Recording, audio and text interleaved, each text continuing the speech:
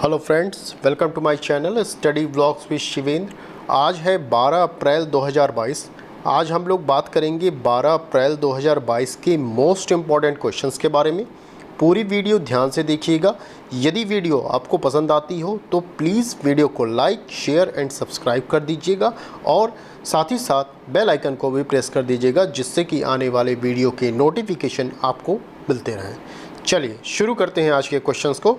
उससे पहले कल के क्वेश्चन को देख लेते हैं। कल का क्वेश्चन था हमारा कि हुरून के अनुसार दुनिया की सबसे अमीर स्वनिर्मित महिला अरबपति कौन है।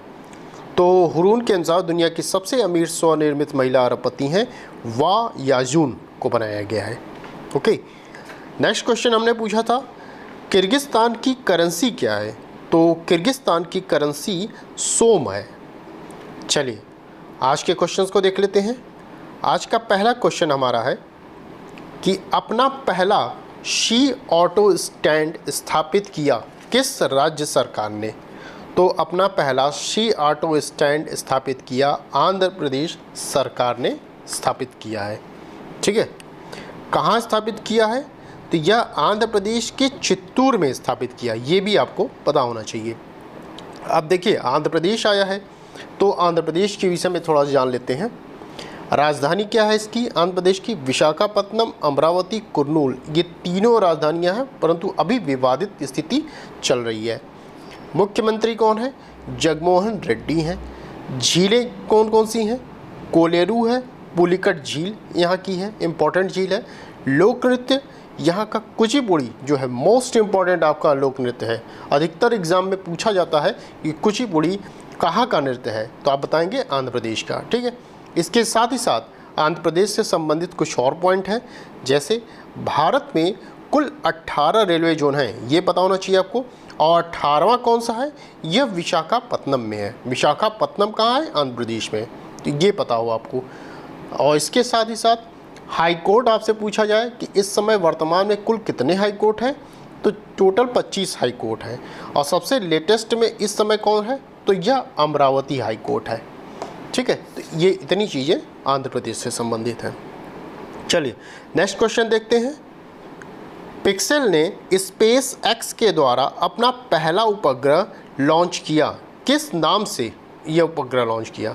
तो पिक्सेल ने स्पेस एक्स के द्वारा अपना पहला उपग्रह शकुंतला के नाम से लॉन्च किया है।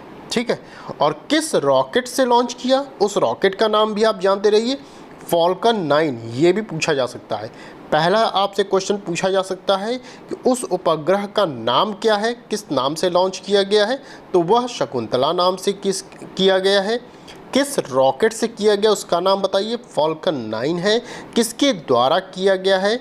स्पेस एक्स के द्वारा। ये भी पता होना चाहिए। कुछ और पॉइंट है, इनको जान लीजिए। शकुंतला नाम इस उपग्रह का क्यों पड़ा, ये जानते हैं। इस उपग्रह का नाम भारतीय गणितज्ञ शकुंतला देवी के नाम पर रखा गया है, इसीलिए इसका नाम शकुंतला पड़ा है उपग्रह का, सैटेलाइट का। और इसमें जानते हैं फाल्कन 9 जो है ये दुनिया का इकलौता है, टा नहीं है, ता कर लीजिएगा, इकलौता रॉकेट है जो उपग्रह को ले जाता है और वापस भी ले आता है। ठीक है, ये पहला आपका इकलौता रॉकेट है जो ले भी जा रहा है उपग्रह को और वापस लेके भी आ रहा है। अच्छा, नेक्स्ट पॉइंट इसी में क्या है कि स्पेस एक्स का नाम आया है। तो स्पेस एक्स के मालिक और फाउंडर कौन है? एलन मस्क हैं। ठीक है, स्पेस एक्स के मालिक और फाउंडर एलन मस्क। चलिए नेक्स्ट पॉइंट देखते हैं। नेक्स्ट पॉइंट है अपनी मुख्यमंत्री बागवानी बीमा योजना का पोर्टल किस राज्य सरकार ने लॉन्च किया? तो अपनी मुख्यमंत्री बागवानी बीमा योजना का पोर्टल हरियाणा राज्य ने लॉन्च किया है। ठीक है, किसने? हरियाणा राज्य ने। अब इस योजना का क्या मतलब है, क्यों ये लॉन्च किया जा रहा है? तो इसके तहत किसानों को प्रतिकूल मौसम और प्राकृतिक आपदाओं के कारण उनकी जो फसलें नष्ट हो जाती हैं तो उनके नुकसान की भरपाई की जाएगी। इस योजना के तहत जो भी किसान है, जैसे कोई भी आपदा आ जा रही है, जैसे बरसात हो जा रही है, हद से ज़्यादा बरसात हो जा रही है या सूखा पड़ जा रहा है, तो इन सब चीज़ों से निपटने के लिए ही ये इस योजना के तहत उसकी भरपाई की जाएगी। ये इस योजना का उद्देश्य है। अब देखिए हरियाणा आया है, हरियाणा के विषय में थोड़ा जान लेते हैं। हरियाणा की राजधानी क्या है? चंडीगढ़ है। मुख्यमंत्री कौन है? मनोहर लाल खट्टर हैं। मुख्य न्यायाधीश पूछा जाए आपसे तो रविशंकर झा हैं।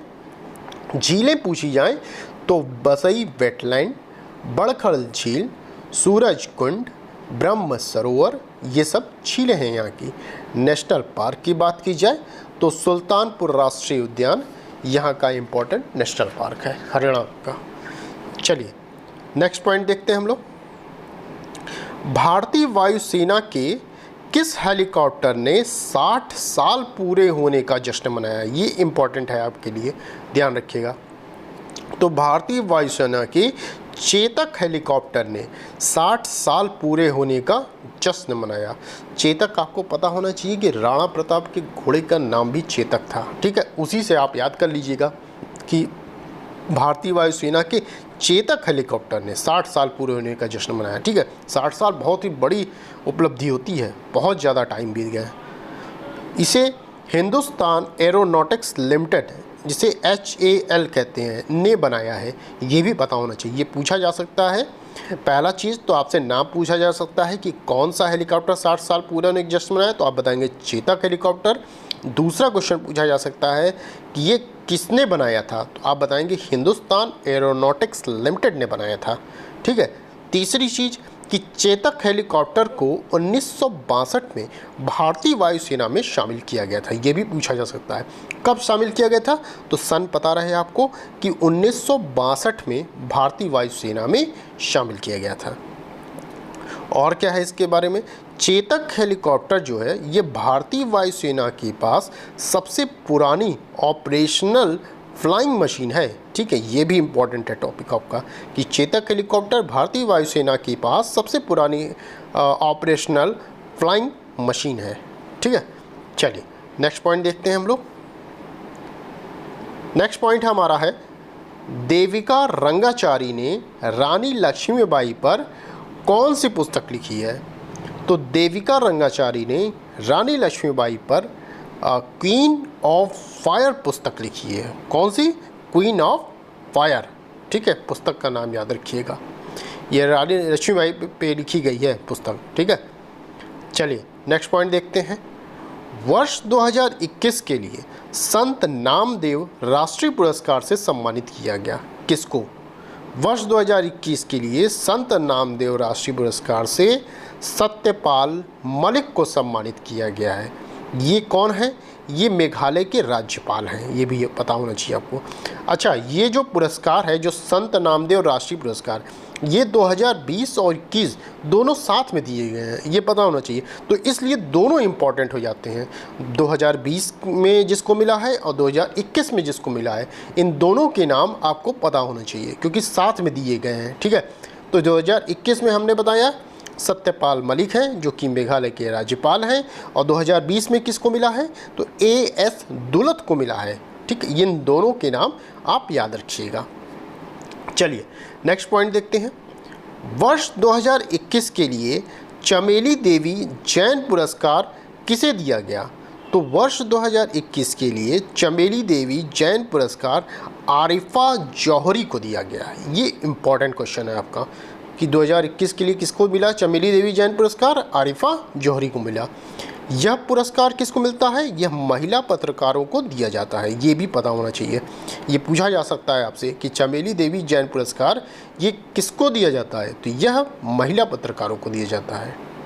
चलिए नेक्स्ट पॉइंट देखते हैं हम लोग। नेक्स्ट पॉइंट है 11वीं DGC ladies open amateur golf championship किसने जीती? तो 11वीं DGC ladies open amateur golf championship Riya Jadaun ने जीता है। किसने? रिया जादौन ने जीता। अच्छा, आपसे ये भी पूछा जा सकता है कि गोल्फ का सबसे महान खिलाड़ी कौन है, तो टाइगर वुड्स है। ठीक, ये पता होना चाहिए आपको। चलिए नेक्स्ट पॉइंट देखते हैं। इंफोसिस ने रोल्स रॉयस कंपनी के साथ मिलकर एरोस्पेस इंजीनियरिंग और डिजिटल इनोवेशन सेंटर लॉन्च किया है। किस कंपनी के साथ? रोल्स रॉयस के साथ। इंफोसिस ने रोल्स रॉयस कंपनी के साथ मिलकर एरोस्पेस इंजीनियरिंग और डिजिटल इनोवेशन सेंटर लॉन्च किया। कहाँ लॉन्च किया है? तो यह बेंगलुरु कर्नाटक में लॉन्च किया है। ठीक है, ये पता होना चाहिए आपको। अब देखिए, कर्नाटक है तो कर्नाटक से संबंधित कुछ चीज़ें जान लेते हैं। राजधानी क्या है कर्नाटक की? बंगलुरु है। ठीक है, हमने बताया बंगलुरु में किया गया, तो कर्नाटक की राजधानी बंगलुरु में लॉन्च किया गया। मुख्यमंत्री बसवराज एस बोम्मई हैं। नेशनल पार्क बांदीपुर राष्ट्रीय उद्यान है। लोक नृत्य की बात की जाए तो यक्षगान यहाँ का लोक नृत्य है। देखिए, कर्नाटक से ही संबंधित मैंने आपको एक सैन्य अभ्यास बताया था, मोस्ट इम्पॉर्टेंट, एक्स गार्जियन सैन्य अभ्यास, और सैन्य अभ्यास की मैंने वीडियो भी आपको दे रखी है। अगर आपने नहीं देखा हो तो प्लीज़ मेरी यूट्यूब की प्लेलिस्ट में जाइएगा, वहाँ आपको सैन्य अभ्यास की वीडियो मिल जाएगी। तो एक्स गार्जियन सैन्य अभ्यास किसके मध्य हुआ? भारत और जापान के मध्य, कर्नाटक में होता है यह, और भारत और जापान के मध्य ही होता है। ठीक, कर्नाटक में ही एक विवाद आया, हिजाब विवाद को लेकर यह चर्चा था। कहाँ, किस ज़िले में हुआ यह मामला? उडुपी ज़िले में। उडुपी ज़िला जो है मोस्ट इम्पॉर्टेंट है, ये पूछा जा सकता है आपसे, ये याद रखिएगा आप। चलिए नेक्स्ट एंड लास्ट क्वेश्चन देखते हैं हम लोग। विश्व बैंक और AIIB से 7,500 करोड़ के ऋण को मंजूरी मिली। किस राज्य सरकार को मिली है? तो यह विश्व बैंक और AIIB से 7,500 करोड़ के ऋण को मंजूरी गुजरात राज्य सरकार को मिली है। किसको? गुजरात राज्य सरकार। ठीक है, क्यों दी गई है ये मंजूरी? तो गुजरात सरकार के mission school of excellence project के लिए दी गई है। ये भी पता होना चाहिए, पूछा जा सकता है। ठीक है, उद्देश्य क्या है इसका जो दिया जा रहा है, ये मंजूरी जो दी जा रही है, इसका उद्देश्य क्या है? उद्देश्य यह है कि राज्य में शिक्षा की गुणवत्ता जो है में सुधार करना है, कि शिक्षा जो है वो सुधरे। ठीक, और इससे संबंधित और भी चीज़ें हैं, उनको देख लेते हैं। AIIB आया है तो इसका फुल फॉर्म जान लीजिए, एशियन इंफ्रास्ट्रक्चर इन्वेस्टमेंट बैंक, ये होता है। स्थापना कब हुई है इसकी? 2016 में हुई।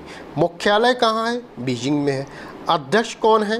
तो जिन लिकुन इसके अध्यक्ष हैं।